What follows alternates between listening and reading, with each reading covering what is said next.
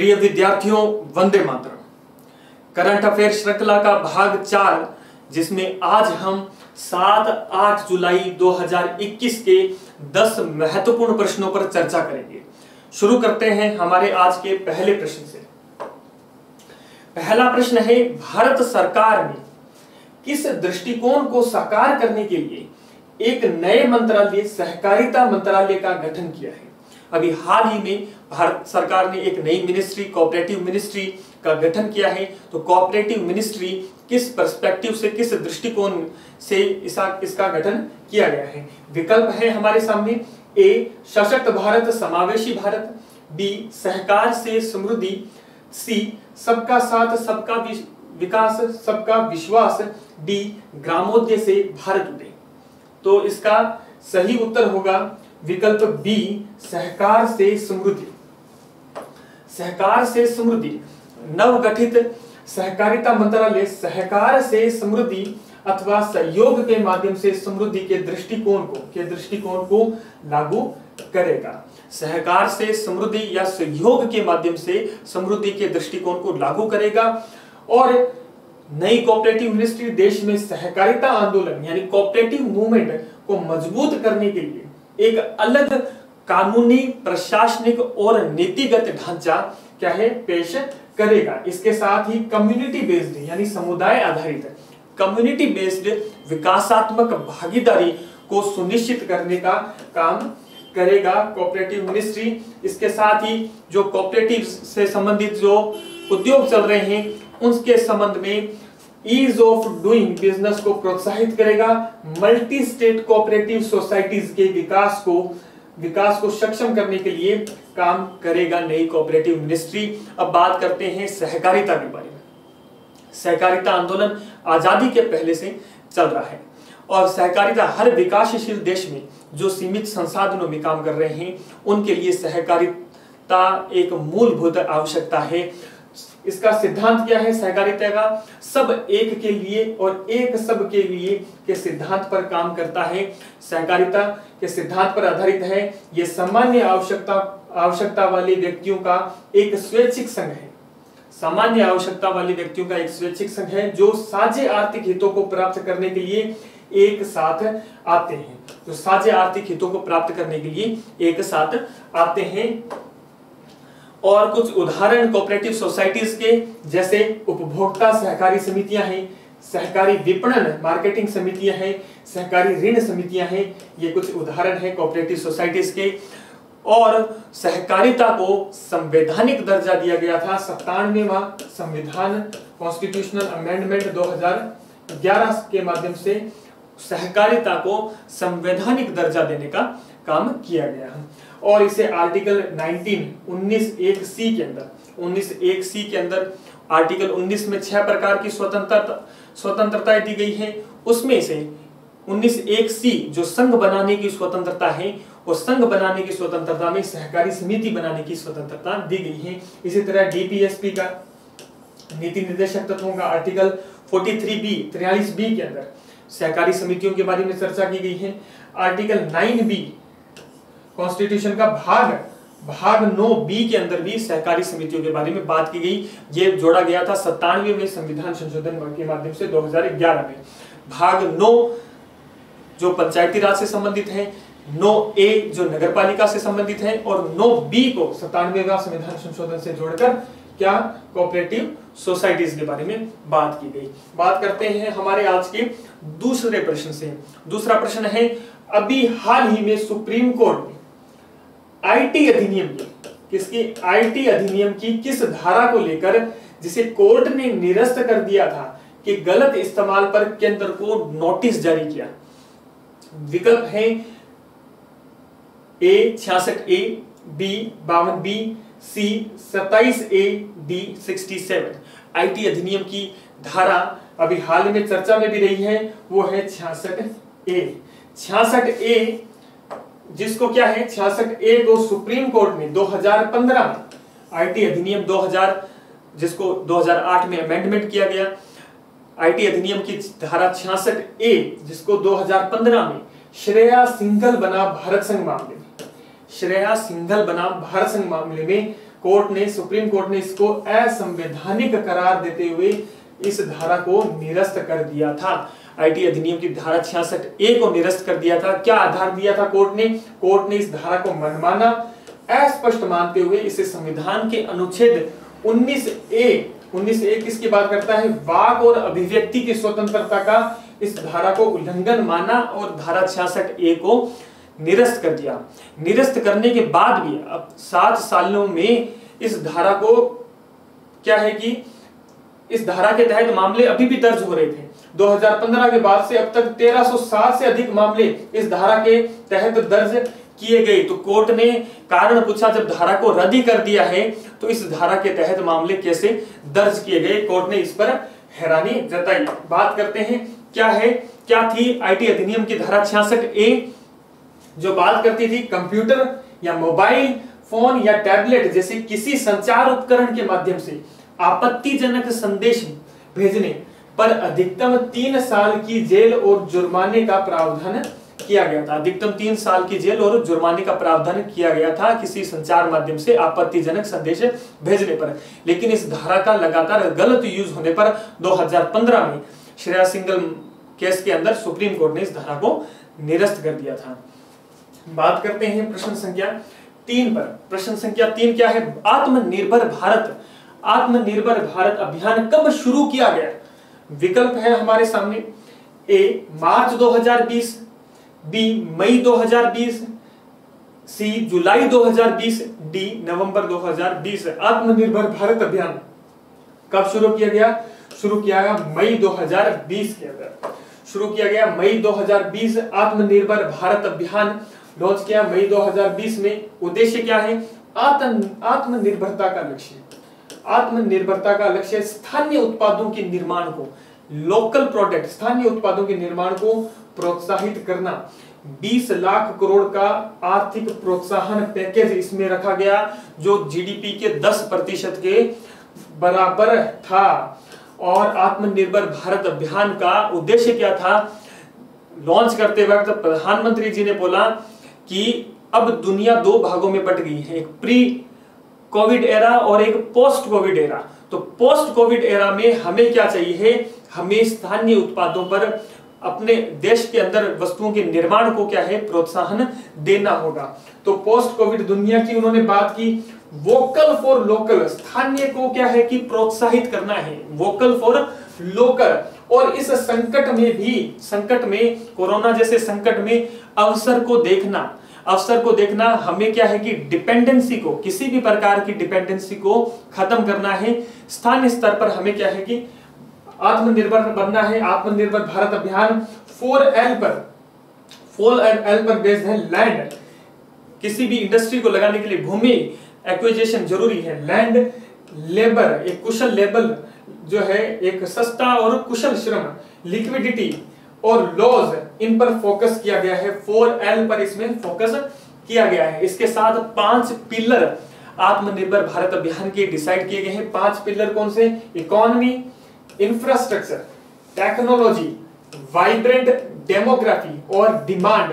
इन 5 pillar पर based होगा। और आत्मनिर्भर का मतलब ये नहीं है कि आत्म केंद्रित हो जाना।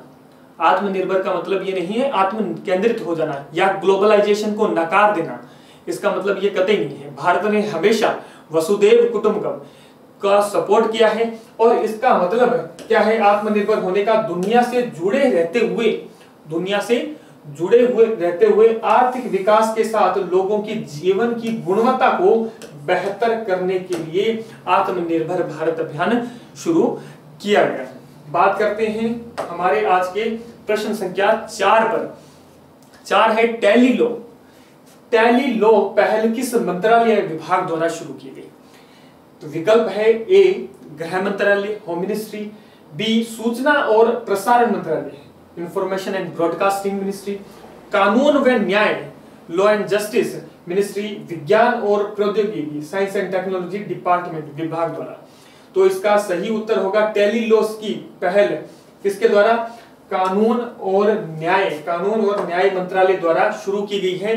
Tele law scheme, tele law कानून व न्याय मंत्रालय द्वारा ministry of electronics and information technology, ministry of electronics and IT के सहयोग से कानून मंत्रालय द्वारा ministry of information electronics and information technology के सहयोग से 2017 में इसे लॉन्च किया गया।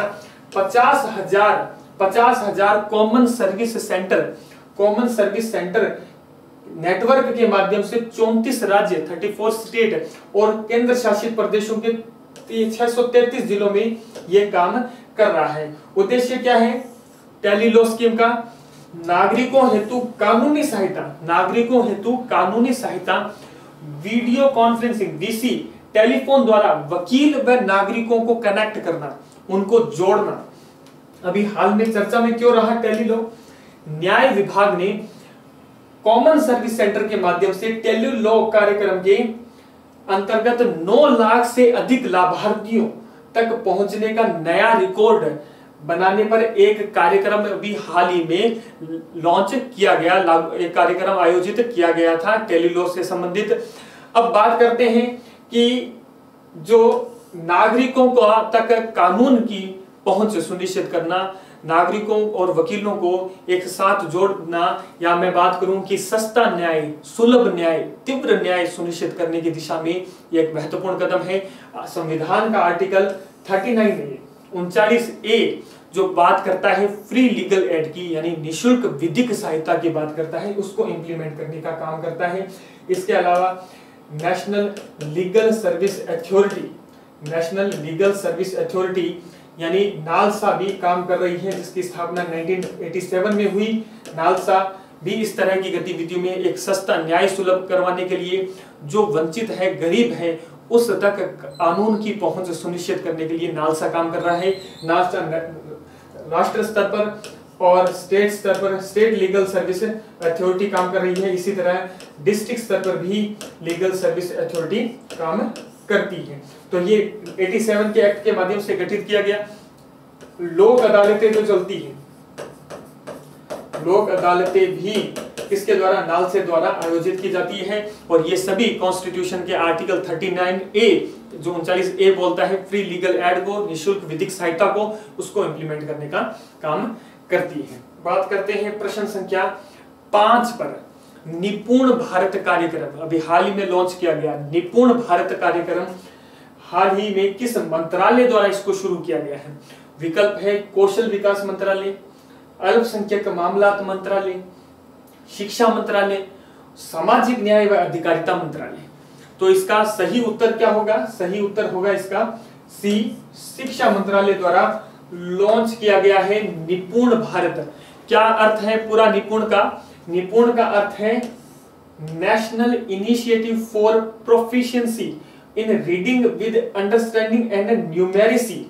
ये पूरा फुल फॉर्म है निपुण की। निपुण भारत जो मूलभूत है यानी फंडामेंटल साक्षरता यानी लिटरेसी और संख्या गणना यानी न्यूमेरिसी का सार्वभौमिक अधिग्रहण सुनिश्चित करना है, ताकि ग्रेड 3 तक आते के अंत तक बच्चा पढ़ने, लिखने व अंकगणित में वांछित सीखने की क्षमता प्राप्त कर सके, इसलिए लॉन्च किया गया है। यानी fundamental literacy and numeracy grade 3 तक इनकी जानकारी बच्चे को होनी चाहिए, इसलिए बात की गई है किसकी? निपुण भारत अभियान की। और क्या है, किस मिनिस्ट्री, जैसे मैंने बात की, ये स्कूल शिक्षा व साक्षरता विभाग शिक्षा मंत्रालय के अधीन रहेगा। नई शिक्षा नीति न्यू एजुकेशन पॉलिसी 2020 के अंदर भी जो fundamental literacy and numeracy FLN है उसकी बात की गई है। सेंट्रल स्पॉन्सर्ड स्कीम है यानी स्टेट का भी इसमें योगदान रहेगा। समग्र शिक्षा के तहत सभी राज्य और केंद्र शासित प्रदेश यानी स्टेट और UT national, state, district, block और स्कूल स्तर पर 5 स्तरीय कार्यान्वयन तंत्र जो स्ट्रक्चर है, कार्यान्वयन तंत्र है, उसको विकसित किया इसमें जाएगा। तो ये है निपुण भारत अभियान जो बात करेगा फंडामेंटल लिटरेसी एंड न्यूमेरेसी पर ये जोर देता है। बात करते हैं प्रश्न संख्या 6 पर।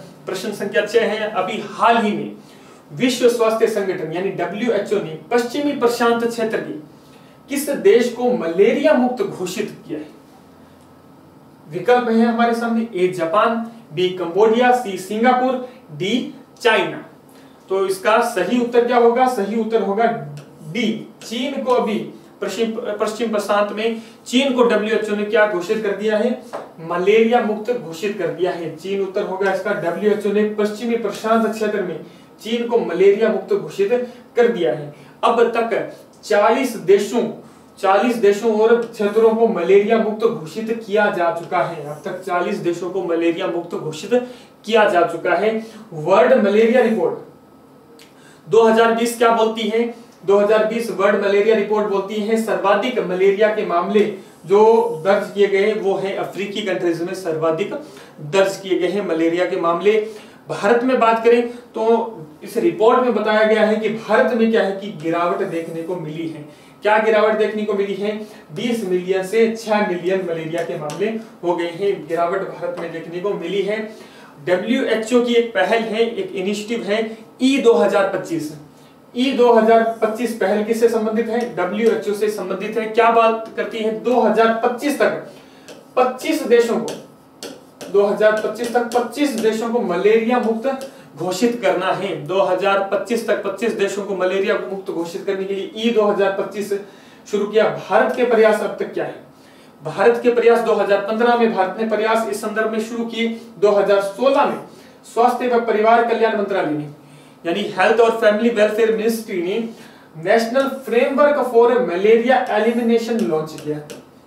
2017 में मलेरिया उन्मूलन के लिए नेशनल स्ट्रेटेजिक जो है स्कीम लॉन्च की गई 2017 से 22 के लिए। जो सर्वाधिक गंभीर है, सीवियर कंडीशन है जिन राज्यों में, वहां पर फोकस करने के लिए एक नेशनल स्ट्रेटेजिक योजना 2017 से 22 शुरू की गई। मलेरिया के संदर्भ में बात करें, मलेरिया क्या है? मलेरिया मच्छर जनित रक्त रोग है जो प्लाज्मोडियम परजीवी के कारण होता है। जो प्लाज्मोडियम परजीवी के कारण होता है। और इस परजीवी का वाहक कौन होता है?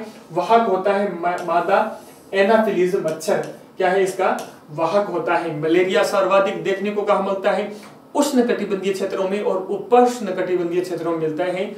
यानी जो लैटिन अमेरिकी देश हैं वहां पर, अफ्रीकी कंट्रीज हैं वहां पर, और साउथ ईस्ट एशिया है वहां पर सर्वाधिक मामले मलेरिया के देखने को मिलते हैं। बात करते हैं प्रश्न संख्या 7 पर। अभी हाल ही में खबरों में रही मेगा जल विद्युत परियोजना ग्रेट रेनेसा डैम का संबंध किस नदी से है? ग्रेट रेनेसा डैम का संबंध किस नदी से है? विकल्प है, ए कावेरी नदी से, बी नील नदी से, सी डैन्यूब नदी से, डी अमेज़न नदी से। तो ग्रेट रेनेसा डैम संबंधित है किससे? नील नदी से संबंधित है ग्रेट रेनेसा डैम। क्या है, क्यों चर्चा में है, बात करते हैं। नील नदी पर स्थित है। इथियोपिया द्वारा नील नदी पर एक जल विद्युत परियोजना का निर्माण किया जा रहा है जिससे नदी के प्रवाह में स्थित देशों यानी मिस्र और इथियोपिया के बीच क्या है, वाटर वॉर यानी जल युद्ध की संभावना बढ़ गई है। ग्रेट रेनेसा डैम क्या है? ग्रेट रेनेसा डैम अफ्रीका की सबसे बड़ी बांध परियोजना है। अफ्रीका की सबसे बड़ी बांध परियोजना होने वाली है जिसका नील नदी पर एक स्थायी प्रभाव देखने को मिलेगा। बांध का निर्माण ब्लू नील पर, नील नदी 2 भागों में है, एक इथियोपिया से निकलती है ब्लू नील और एक व्हाइट नील, दोनों आगे जाकर सूडान में मिलती है। तो बांध का निर्माण ब्लू नील पर इथियोपिया द्वारा 2011 में शुरू किया गया।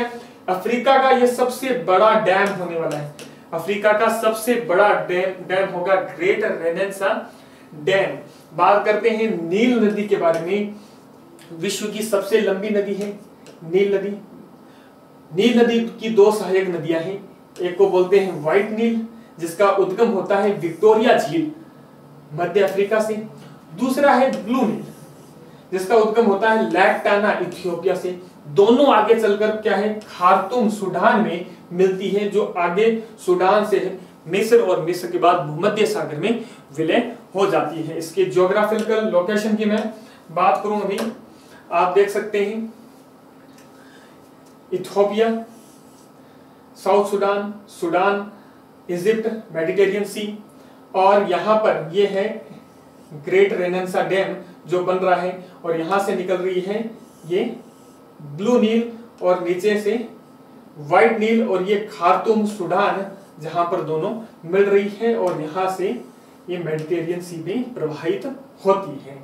ठीक है, आगे बात करते हैं हम प्रश्न संख्या 8 पर। हाल ही में राष्ट्रपति जोविनल मोइसे की हत्या के कारण खबरों में रहा देश हेती की अवस्थिति कहाँ है? हेती कहाँ पर स्थित है? विकल्प है काला सागर के समीप, भूमध्य सागर में, कैस्पियन सागर में, डी है कैरेबियन सागर में। तो इसका सही उत्तर होगा हेती कहाँ है? हेती देश है कैरेबियन सागर में हेती स्थित है। नॉर्थ अटलांटिक सी, उत्तरी अटलांटिक महासागर के अंदर कैरेबियन सागर में स्थित है। उत्तरी अटलांटिक के कैरेबियन सागर में स्थित हेती लैटिन अमेरिका का पहला स्वतंत्र देश था जो विश्व इतिहास में हेती रेवोल्यूशन जो 1791 से 1804 के बीच हुई थी। हेती रेवोल्यूशन पहला लैटिन अमेरिका का स्वतंत्र देश हेती रेवोल्यूशन के लिए प्रसिद्ध है। 1791 से 1804 में यह प्रसिद्ध है। राजधानी है पोर्ट ओ प्रिंस। राजधानी क्या है? पोर्ट ओ प्रिंस। इसकी लोकेशन देख लेते हैं हेती की। तो ये है हेती। हेती के पूर्व में ये डोमिनिक रिपब्लिक पड़ता है। क्यूबा स्थित है। कैरेबियन सागर ये नॉर्थ अटलांटिक ओशन में पड़ते हैं। ठीक है, नीचे साउथ अमेरिका है, लैटिन अमेरिका है, ऊपर यूएसए है। ठीक है, ये हेती की कंडीशन है।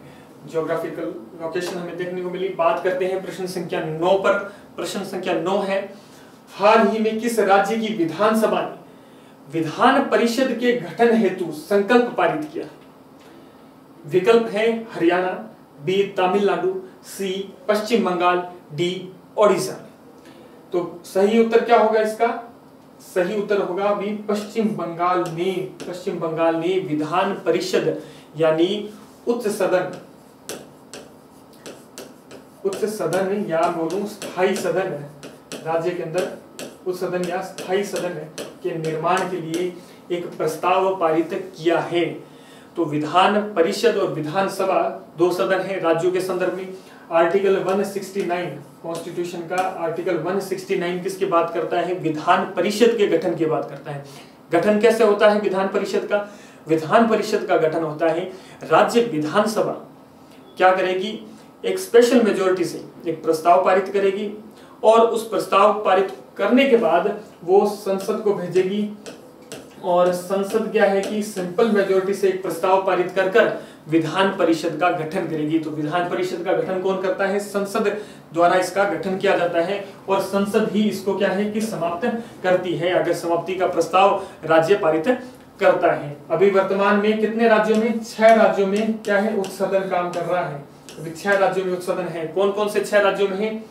एक तो है आंध्र प्रदेश के अंदर, एक काम कर रहा है बिहार के अंदर, एक काम कर रहा है कर्नाटक के अंदर, एक काम कर रहा है तमिलनाडु में, एक है यूपी के अंदर, एक है महाराष्ट्र। इन 6 राज्यों में अभी क्या है? उच्च सदन विधान परिषद स्थित है।